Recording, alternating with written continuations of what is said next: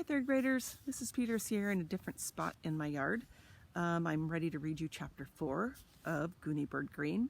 And because chapter 4 is long, kind of like chapter 3, even longer, I will split it into 2 parts. So we'll read part, I'll pause, and then I'll read the second part. On Monday, Gooney Bird stood in front of the class when Mrs. Pigeon told her that it was story time. The children barely noticed Gooney Bird's clothes, even though she was wearing a ruffled pinafore, dark blue knee socks, and high-top basketball sneakers. The second graders, and Mrs. Pigeon too, were all much more interested in Gooney Bird's earrings.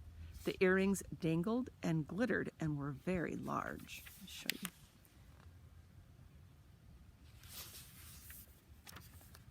"They're beautiful," Keiko said in an odd voice. "My grandma's house has doorknobs that look like that," Tricia announced. "And she has a sparkly chandelier in the dining room. My grandma's very rich." "Do you have holes in your ears?" Malcolm asked. "My mom does. My mom went and had holes stabbed right into her ears with a needle." "I did too," Beanie called out. "I have pierced ears." "So do I," Mrs. Pigeon told the class. She turned her head from side to side so that they could all see her small gold earrings.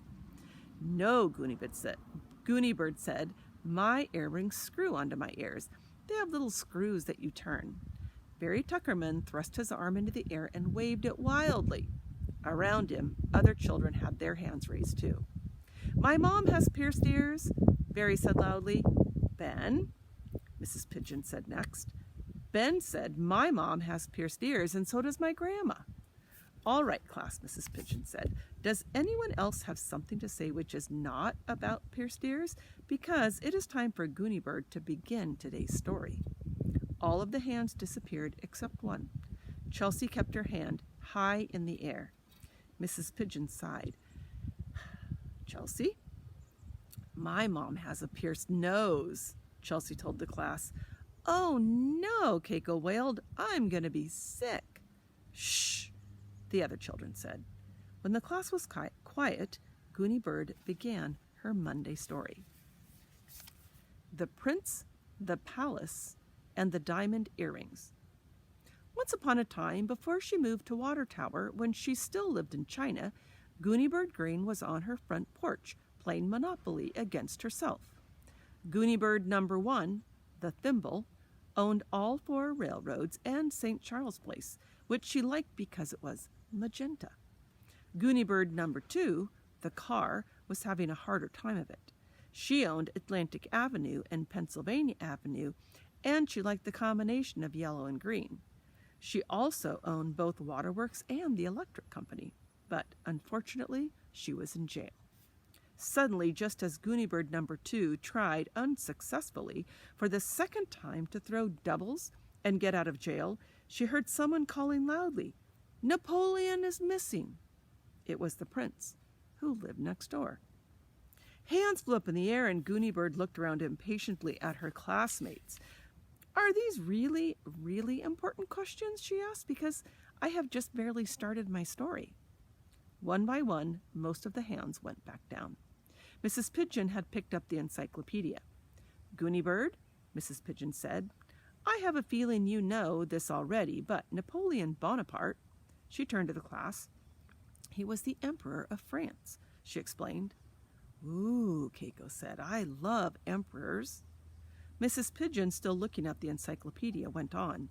"Napoleon was born in 1769. That's more than 200 years ago." "Mrs. Pigeon, Mrs. Pigeon!"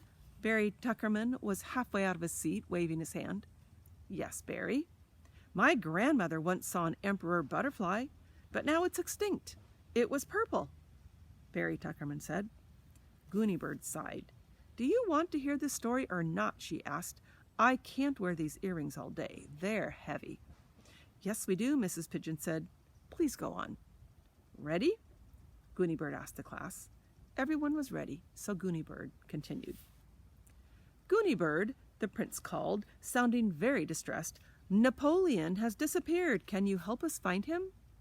Gooney Bird carefully tucked all of the Monopoly money under the edge of the board so that it wouldn't blow away. There was a slight breeze. She had had problems with money blowing away in the past. She kept her own money collection, which she carried with her at all times, safely contained in a Ziploc bag. Then Gooney Bird set out to look for clues that might reveal the whereabouts of Napoleon. Napoleon was not the Emperor of France. He was a large black poodle. Every hand in the second grade classroom shot up, even Felicia Ann's. I knew that would happen, Gooney Bird said. I just knew it. Time for an intermission, Mrs. Pigeon. Do you want to deal with this? Mrs. Pigeon nodded. She thought for a moment. Then she announced, every child who has a poodle, put your hand down. 4 hands went down. Now, Mrs. Pigeon said, every child whose grandmother has a poodle, hands down. 7 more hands were lowered. Every child who knows a poodle, who does interesting tricks or gets into trouble or who ran away once, hands down. Other hands went down, and now there were just 3 hands still in the air. Beanie, what kind of dog do you have? Mrs. Pigeon asked. Golden Retriever. That's lovely. Ben? A Corgi. Good. And finally, Tricia? I don't have a dog, Tricia said sadly. I'm allergic to dogs, and my mother said I can never, ever have one, or even a cat, not ever, because I might have a terrible asthma attack. And then I would have to go to the hospital and maybe in an ambulance, and we understand, Tricia. And now let's get back to the story, because we still don't know what happened to Napoleon or about the palace, said Keiko, and the earrings. Gooney Bird shook her head a little, so that the earrings moved and sparkled in a glamorous way. Listen for the word suddenly, Gooney Bird advised. I put one in the story already, but I like to sprinkle in several. Some other suddenlies will be coming soon. And here she started again. Gooney Bird examined the prince's backyard. She saw a place where the ground was disturbed by the corner of the fence. Look, she said. See this bit of dog hair caught in the fence? That looks like Napoleon's. See, she said next, pointing to some newly dug earth. Here is where Napoleon wriggled under the fence.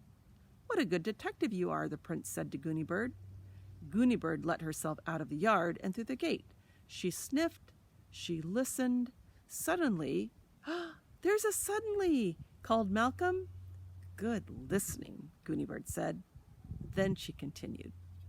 And I'm going to stop there, and we'll pick up with her story in the next part.